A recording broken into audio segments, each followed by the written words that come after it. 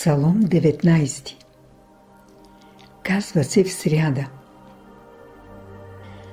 Небесата разказват славата Божия и твърдо възвещават делото на ръцете му.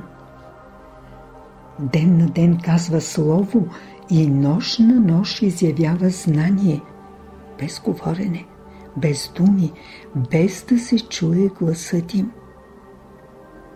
По всичката земя излезе вещанието им и до краищата на вселената словесата им. В тях постави скиния за слънцето, което излиза като младоженец из чертога си, радва се като юнак, за да тича в попрището. Излизането му е от край небето и обикалянето му до края негов. И от топлината му нищо не се скрива.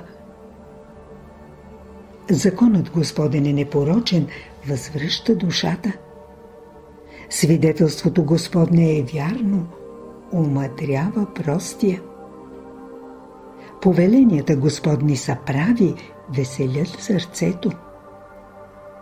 Заповедта Господня е светла, просвещава очите. Страхът Господен е чист, пребивава във век. Съдбите Господни са истинни, купно и праведни. Те са желателни повече от злато, повече от множество чисто злато и по-сладки от мед и от капките на меден сок. Слугата ти ще се вразумява чрез тях. В опазването им въздаянието е голямо.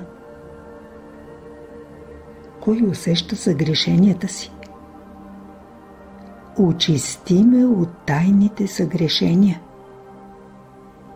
А още предопази раба си от гордост, да ме не обладае. Тога ще бъда непорочен и ще бъда чист от голямо престъпление.